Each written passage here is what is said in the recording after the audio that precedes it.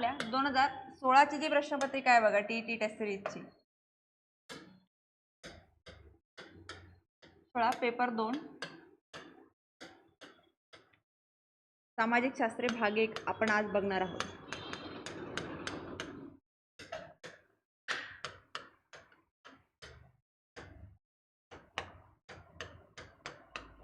आपण इथे बघणार आहोत।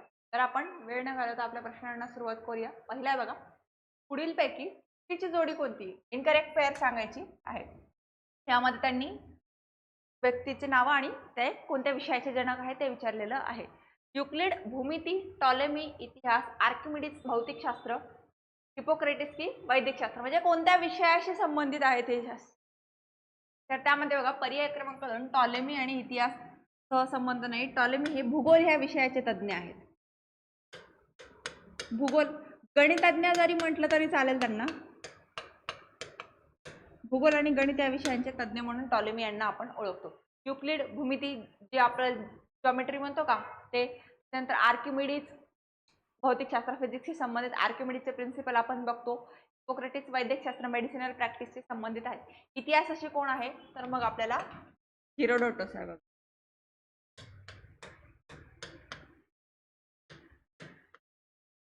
हा इतिहासाशी आहे। त्यानंतर बघा खाजगी मालमत्तेचा अधिकार, उपभोक्त्यांचे सार्वभौमत्व, किंमत यंत्रणा, सरकारची कमीत कमी शून्य भूमिका ही डॅश डॅशची वैशिष्ट्ये आहेत। भांडवलशाही, औद्योगिक क्रांतीची, साम्यवादाची की समाजवादाची? खाजगी मालमत्ता, पहिलाच शब्द बघा, खाजगी मालमत्ता म्हटल्यावर काय समाजवाद आणि साम्यवाद गेलं।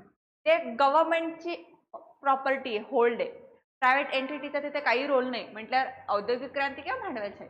उपभोक्त्यांचे सार्वभौमत्व, किंमत यंत्रणा, सरकारची कमीत कमी भूमिका ही सगळं आपल्याला भांडवलशाही अर्थव्यवस्थेची वैशिष्ट्ये आहेत।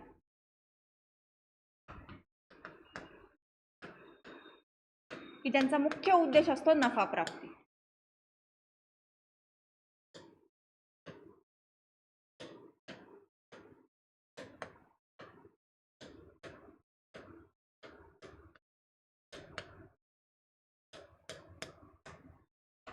जितका जास्त प्रॉफिट होईल तेवढे भांडवलशाह खुश होतात। म्हणून आपण मोठमोठे जे उद्योग जग आहेत ते म्हणतात ना, आता मागेच एक स्टेटमेंट आहे बघा 70 तास काम करा।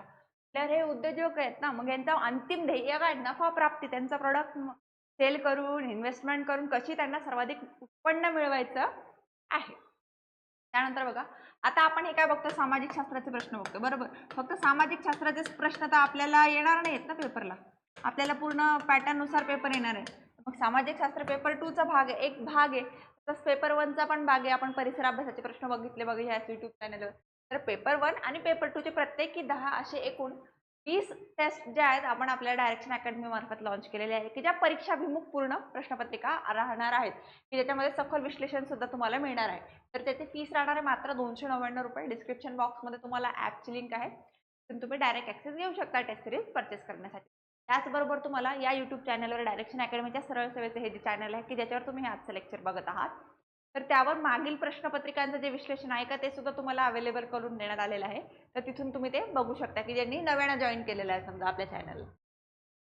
तर बघा खाली दिलेल्या जोड्यांपैकी बरोबर जोडी ओळखा। Voltaire, the spirit of the law, Montesquieu, Candide, Dante, the prince आणि रूसो, एमिली। आता कोणता ग्रंथ लिहिला त्या व्यक्तीने ते बघा। आता इथे बघा पर्याय क्रमांक खाली दिल्यापैकी योग्य जोडी सांगायची, तर पर्याय क्रमांक 4 जो रूसो आणि एमिली हे ग्रंथ आपल्याला योग्य जोडी जुळलेली बघायला मिळतील। आता डांटे नाहीये, द प्रिन्स हा ग्रंथ मॅकिवली याने लिहिलेला आहे।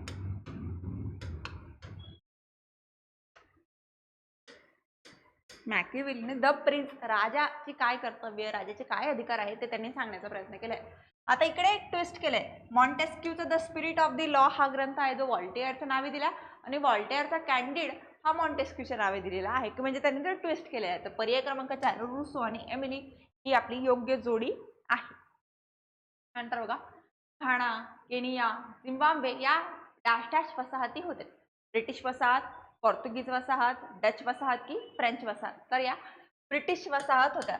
आणि कोणत्या खंडामध्ये होत्या? ह्या आफ्रिका खंड। आणि आफ्रिका खंडावर सर्वात पहिली वसाहत कोणाची असेल ना, तर ती बेल्जियम या देशाची बरं का.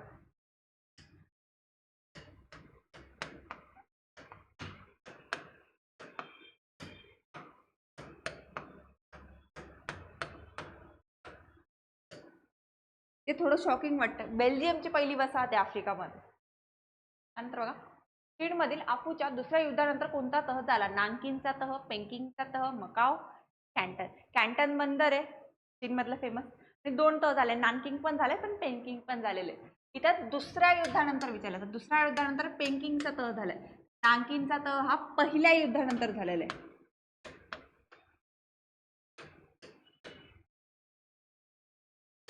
तर कमेंट सेक्शन मध्ये तुम्हा सर्वांसाठी काम आहे की पेकिंगचा तह आणि नानकिंगचा तह कोणत्या वर्षी झाला तो तुम्ही कमेंट सेक्शन मध्ये सांगायचा आहे. त्यानंतर बघा, खालील घटनांपैकी गटात न बसणारी घटना शोधा.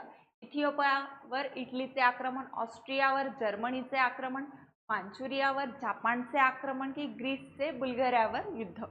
तर पर्याय क्रमांक 4, ग्रीस आणि बुल्गारियामध्ये युद्ध झालेलं नाही. हे सगळ्या दोन्ही महायुद्धाशी संबंधित घटना आहे. मांचुरियावर आक्रमण, जपाननी कोरियन पेनिन्सुलावर आक्रमण केलं बघा, चीनवर आक्रमण केलेलं जपाननी. मेइजी क्रांतीनंतर जेव्हा साम्राज्यवादाचं धोरण जपानने स्वीकारलं, मांचुरियावर आक्रमण झाले. योग्य. ऑस्ट्रेलियावर जर्मनीचे आक्रमण, पहिल्या महायुद्धाचं कारण बघा. त्या सर्बियाच्या नागरिकांनी जेव्हा ऑस्ट्रियाच्या युवराजची हत्या केली त्यावेळी मग सर्बियाला पाठबळ कोणी दिलं? जर्मनीने दिलं. 1914ची घटना. त्याच्यानंतर इथिओपियावर इटलीचे आक्रमण, बरोबर. पहिल्या महायुद्धात आणि दुसऱ्या महायुद्धाच्या दरम्यानचं इटली जो आहे तो जो निर्माण होत होता त्या ग्रेट डिप्रेशनच्या पिरियडमध्ये इथिओपियावर आक्रमण आपल्याला केलेलं बघायला मिळतं. आणि पोलंडवर जर्मनीचं आक्रमण मग दुसऱ्या महायुद्धाचं कारण आपण बघतो. तर बघा, मुक्ती सदन, कृपा सदन, सदानंद सदन या संस्था कोणी सुरू केल्या? पंडिता रमाबाई, आनंदीबाई जोशी, रमाबाई रानडे की ताराबाई शिंदे. पर्याय क्रमांक 1, पंडिता रमाबाईंनी या संस्था सुरू केलेल्या आहे. तसंच त्यांनी अजून एक महत्त्वपूर्ण संस्था सुरू केली ती म्हणजे शारदा सदन, बातमी सदन.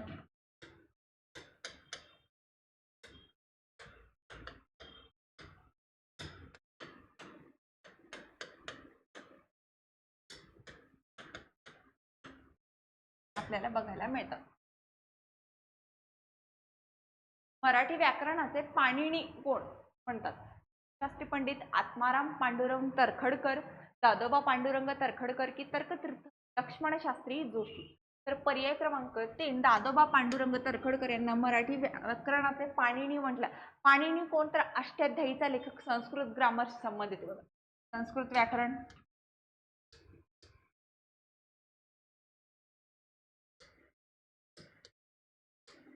ग्रंथाचं नाव काय? तर अष्टाध्यायी. इवन जे तक्षशिला नावाचं जे आपलं विद्यापीठ होतं का त्या विद्यापीठाच्या आवारामध्ये तक्षशिलामध्ये पाणिनीचा एक खूप मोठा स्टॅच्यू स्टँडिंग पोझिशन मध्ये असल्याचे अकाउंट्स आपल्याला अरब ट्रॅव्हलरच्या अकाउंटमध्ये बघायला मिळतात की जे एव्हिडन्स आहे की पाणिनी नावाचा व्यक्ती होता, तो ग्रामर होता, ग्रामरसाठी फेमस होता आणि त्याला एक टीचर म्हणून खूप चांगला स्थिती त्याची होती. ॲम्फी थिएटर्स रंगमंडळ हा मूळचा वास्तू प्रकार कोणता? ग्रीक, रोमन, भारतीय की चिनी. ॲम्फी थिएटर्स रंगमंच जे पडदा वगैरे पडतात वगैरे ते स्टेप्सच्या आज जे स्टेडियम्स जे आहेत आजच्या भाषेत जर सांगायचं म्हटलं स्टेडियम्समध्ये बघा अशा पायऱ्या आहेत, मध्ये तो जे काय परफॉर्मन्स होतोय मग ते होतोय. हे जे ॲम्फी थिएटर्सची संकल्पना ती प्राचीन काळात कोणी सुरू केली? तर ग्रीक लोकांनी ती सिटी स्टेट्समध्ये नगर राज्य जेव्हा तिथे अस्तित्वात होते तिथे त्यांनी ॲम्फी थिएटर्स निर्माण केले आणि तिथे ते बैलांची झुंज, कोंबड्यांची झुंज, नाटकं हे सादर करत होते. तर बघा, खालीलपैकी गटात न बसणारी वास्तू ओळखा. छत्रपती शिवाजी महाराज टर्मिनस, एलिफंटा लेणी, वेरूळ, गेटवे ऑफ इंडिया. तर आता गटात न बसणारं ओळखण्यासाठी पहिले गट काय तो तर कळावा लागेल. गट काय? वर्ल्ड हेरिटेज साईट, जागतिक वारसा स्थळ युनेस्कोचे. गट काय? युनेस्कोचे जागतिक वारसा स्थळ.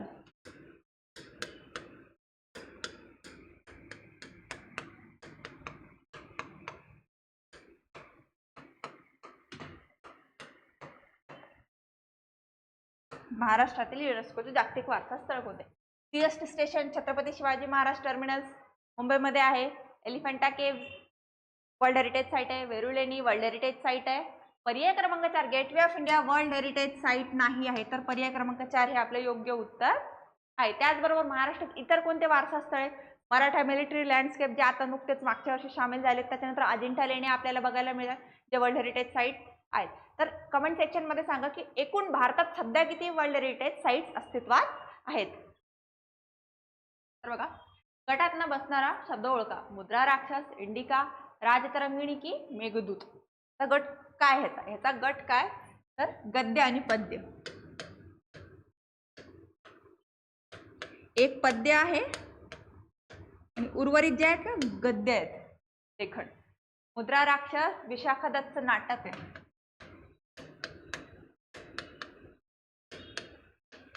त्याच्यानंतर इंडिका जे आहे मॅगॅस्थिनिसचा ग्रंथ आहे. राजतरंगिणी कलंची हिस्ट्रीची बुक आहे ज्याच्यात त्याने काश्मीरचा इतिहास लिहिला.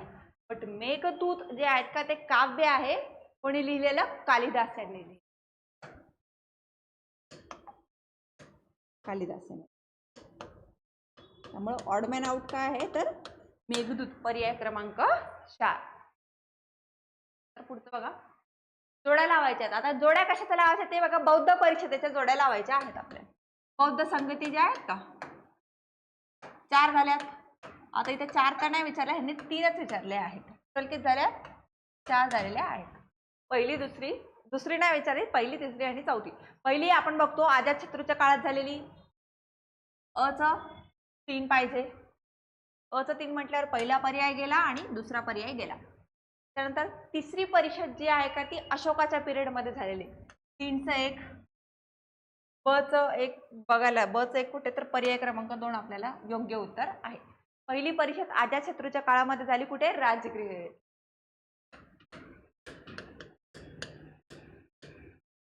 करेक्ट. त्याच्यानंतर जर बघायला गेलो तर दुसरी परिषद जी आहे, दुसरी काला अशोकने घेतली.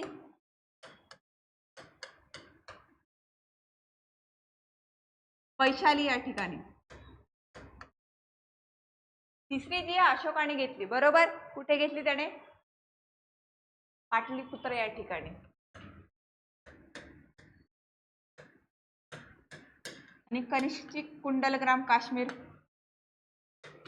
चौथी परिषद. अशा 4 बौद्ध परिषदांच्या जोड्या लावायचा प्रश्न होता. तसंच जैन संगती पण आहे, तर त्यांच्या लोकेशन कुठे ते आपण परीक्षेच्या दृष्टीने बघणं गरजेचं आहे. त्याचबरोबर संगम जे आहेत, 3 संगम झालेत. त्याच्यातले मदुराईमध्ये 2 झाले, एकच कपाडापुरम मध्ये झालेलं. तर मग कोणतं कपाडापुरम मध्ये झालं, पहिलं झालं, दुसरं झालं की तिसरं झालं, ते आपण एकदा बघणं गरजेचं राहील परीक्षेच्या दृष्टीने. नंतर बघा, दंतीदुर्ग, कृष्ण पहिला, तिसरा गोविंद, अमोघ वर्ष या राजांमध्ये काय साम्य आहे. पहिलं, हे सर्वजण चोळ घराण्यातील आहे. दुसरं, हे सर्वजण चालुक्य घराण्याशी संबंधित आहे. हे सर्वजण राष्ट्रकूट घराण्यातील आहे. चौथं, हे सर्वजण पाल घराण्याशी संबंधित आहे. तर पर्याय क्रमांक 3, हे सर्वजण राष्ट्रकूट राजघराण्याशी संबंधित आहेत. दंतीदुर्ग, कृष्ण प्रथम, तिसरा गोविंद आणि अमोघ वर्ष. त्यानंतर बघा, छत्रपती शिवाजी महाराजांनी पोर्तुगीज भागातून येणाऱ्या मिठावर मोठी जकात बसवली, कारण त्यांना कोकणातील मीठ उद्योगावर संरक्षण द्यायचं होतं, म्हणून त्यांना पोर्तुगीजांना धडा शिकवायचा होता. त्यांना जकातीतून येणारं उत्पन्न कमवायचं होतं. आणि चौथं, एक लष्करी निर्णय होता. तर पर्याय क्रमांक 1, जे महाराष्ट्रातील जे मीठ उत्पादक होते, मिठागार होते, मराठी साम्राज्यामधील जे मिठगार होते, त्याच्यावर जो मिळणारं उत्पन्न ह्या पोर्तुगीजांच्या आगमनामुळे तो मिठावरचा जो मोनोपॉली आहे ती तुटत होती. त्यामुळे मग हा जकात महाराजांनी त्यांच्यावर लावलेला होता. दारा शिकोह जो आहे बघा, शहाजहानचा मोठा मुलगा, ज्याला त्याला युवराज म्हणून घोषित केलं होतं, ज्याच्यासोबत मग औरंगजेबचं युद्ध होऊन दारा शिकोहचा मृत्यू होतोय आणि औरंगजेब गादीवर बसतो. त्याने फारसी भाषेमध्ये कशाचं भाषांतर केलं, ब्राह्मण्य ग्रंथांचे, पुराणांचे, उपनिषदांचे की वेदांचे. तर त्याने उपनिषदांचे फारसी भाषेमध्ये भाषांतर केलेले. नंतर बघा, कायदे मंडळ, कार्यकारी मंडळ आणि न्यायमंडळ ही शासन यंत्रणेचे घटक एकमेकांपासून स्वतंत्र असावेत, हा सत्ता विभाजनाचा सिद्धांत कोणी मांडला.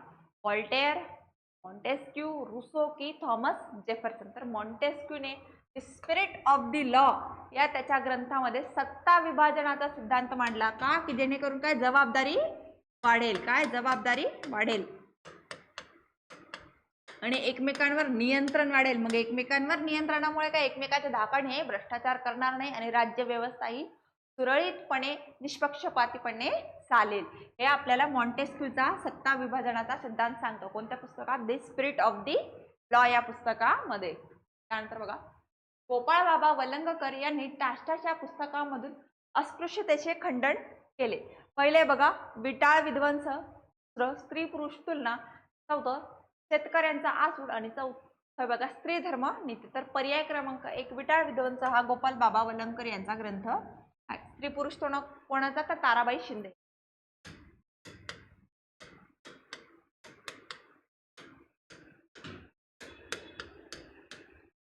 स्त्री पुरुष तुलना या ग्रंथाचे लेखन आपल्याला ताराबाई शिंदे यांच्या माध्यमातून.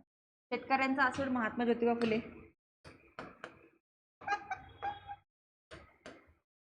विटाळ विध्वंस हा ग्रंथ वलंगकर जे आहेत त्यांनी मांडलेला आपल्याला बघायला. त्यानंतर बघा, प्रतियोगी सहकारिता हे डाष्टाक यांचे धोरण होते. दादाभाई नौरोजी, महात्मा गांधी, लोकमान्य टिळक की जवाहरलाल नेहरू. पर्याय क्रमांक 3 लोकमान्य टिळकांचं धोरण होते. पार्श्वभूमी पहिलं महायुद्ध. पहिल्या महायुद्धाच्या पार्श्वभूमीवर ब्रिटिश गव्हर्नमेंटला भारतीय लोक जे आहेत त्यांची मदत हवी आहे सैनिक म्हणून युद्धामध्ये लढण्यासाठी. आता भारतीय लोकांना आवाहन करण्यासाठी त्यावेळी जहाल लोकांची जी कमांड आहे, मवाळ आणि जहाल 2 गट आहेत बरोबर. जहाल गटाची कमांड तरुणांवर जास्त आहे. सैन्यामध्ये युद्ध तरुणच लागणार आहे. मग त्यावेळी टिळकांच्या मदतीने ही प्रतियोगी सहकारितेचे तत्व अस्तित्वात आले. त्याच्यावर काय, गिव्ह अँड टेक. तुम्ही आम्हाला स्वराज्यासाठी काम करा, डोमिनियन स्टेट वसाहती स्वराज्यांसाठी काम करा, आम्ही तुम्हाला सैनिक. या गोष्टीवर प्रतियोगी सहकार्य, तुम्ही आम्हाला काही मदत करा, त्या बदल्यामध्ये आम्ही तुम्हाला मदत करणार, हे तत्व टिळकांनी तिथे दिलेलं आपल्याला बघायला मिळतं. बघा, खालीलपैकी चुकीची जोडी कोणती? भोरप्या, प्रतापगड, कोंढाणा, सिंहगड, मुरुंबदेव, रायगड आणि खेळणा, विशालगड. जुनी नावं आहेत किल्ल्यांची ही आणि नवी नावं, ती योग्य जोडी कोणती? भोरप्या, प्रतापगडला म्हटलं आपण जावळीचं खोरं, तर एक कोंढाणा तानाजी मालुसरे यांच्या घटनेनंतर त्यांच्या सर्वोच्च बलिदानानंतर कोंढाण्याला आपण सिंहगड म्हटलो. मुरुंबदेव रायगड नाहीये, राजगड आहे. किती छोटासा शब्द आहे बघा, य आणि ज मध्ये कन्फ्युज केलं त्यांनी. तुम्हाला माहित असणं फार गरजेचं आहे ह्या गोष्टी. खेळणा, विशालगड. बघा, जिंजीचा किल्ला सध्या कोणत्या राज्यात आहे? तामिळनाडू, कर्नाटक, गोवा की केरळ? तामिळनाडू राज्यामध्ये जिंजीचा किल्ला आहे. आणि हा मराठा मिलिटरी लँडस्केपच्या अंतर्गत वर्ल्ड हेरिटेज साईट मध्ये येणारा महाराष्ट्राबाहेरील एकमेव किल्ला आहे. आणि जिंजीचा किल्ला महाराजांनी कधी दक्षिण दिग्विजय जेव्हा करायला गेलेत महाराज त्यावेळी त्यांनी जिंकलेला आहे. आणि जेव्हा स्वातंत्र्य संग्राम सुरू झाला, औरंगजेब जेव्हा दक्षिणेवर चालून आला, त्यावेळी जिंजीच्या किल्ल्याचं महत्व आपल्याला अधोरेखित होताना बघायला मिळते. कधी जिंकला तो? जिंजीचा किल्ला दक्षिण दिग्विजयाच्या वेळी.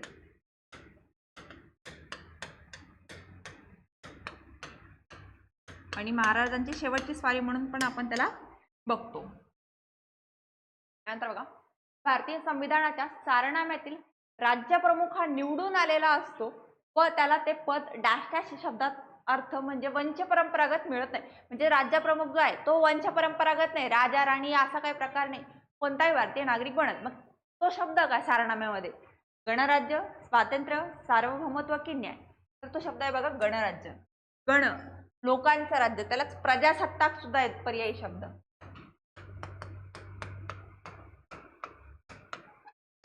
स्वातंत्र्य बघतो बघा आपण. त्याच्यानंतर सार्वभौमत्व, बाह्य नियंत्रणाने देश आपल्या निर्णय घेण्यासाठी स्वतंत्र आहे. आणि न्यायाची संकल्पना जर बघितली तर 3 न्याय: सामाजिक, आर्थिक व राजनैतिक न्याय. कोणकोणते? सामाजिक, आर्थिक व राजकीय न्याय. ही न्यायाची संकल्पना त्याच्यामध्ये अधोरेखित केलेली आपल्याला बघायला. शिक्षणाचा अधिकार हा कसा आहे? सकारात्मक अधिकार आहे. तर भाषण स्वातंत्र्य कशा प्रकारचा अधिकार आहे? घटनात्मक उपाययोजनेचा अधिकार आहे, माहितीचा अधिकार आहे, मानवाधिकार आहे की नकारात्मक अधिकार? तर तो कसा आहे? नकारात्मक अधिकार. भाषण स्वातंत्र्य, समजा आपण एखादी गोष्ट बोलले, जो व्यक्ती बोलतो त्याच्यासाठी तो सकारात्मक आहे, पण समोरच्या व्यक्तीसाठी तो नकारात्मक ठरू शकतोय. म्हणून ही जोडी इथे पर्याय क्रमांक 4 वर जाईल. ठराविक संख्येने नागरिकांनी कायद्याचा प्रस्ताव दिला तरी कायदे मंडळात त्याची दखल घ्यावी लागते, यास काय म्हणतात? जनउपक्रम, सार्वमत, रेफरंडम, जनपृच्छा की प्रत्याभवन? तर त्याला काय म्हणतात? जनउपक्रम. 4-5 गट नागरिकांचे एकत्र येत आहेत, मग ते समान विषयावर एकत्र येऊन मग ते राज्य सरकारला ती माहिती देते की अशा अशा समस्या आहेत, मग त्याच्यावर तुम्ही काय करू शकता. तर मग त्याला काय म्हणतो आपण, जन उपक्रम असं.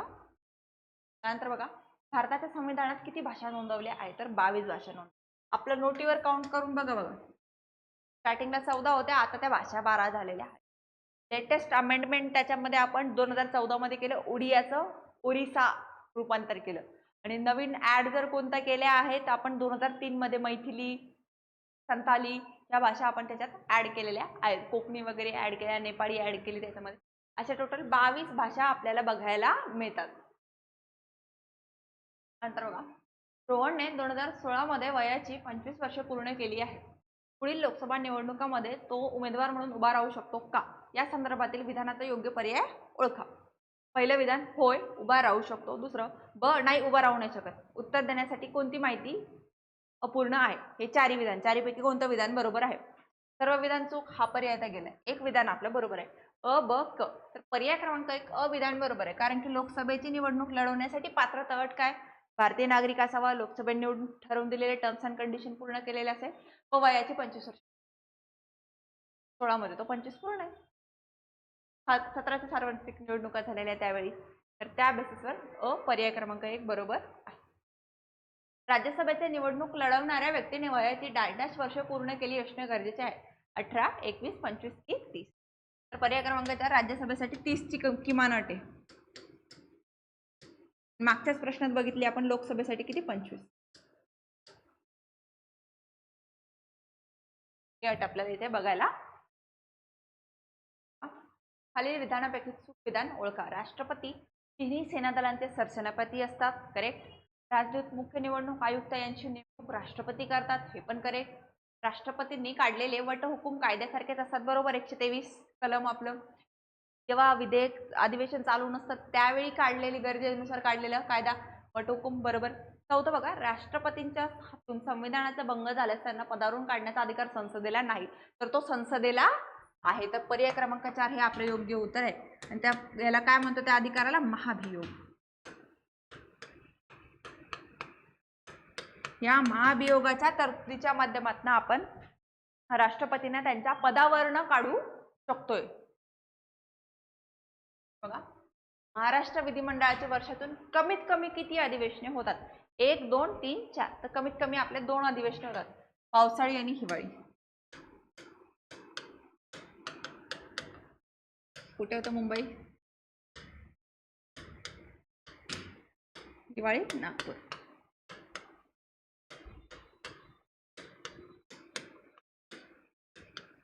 दोन किमान अधिवेशन आपण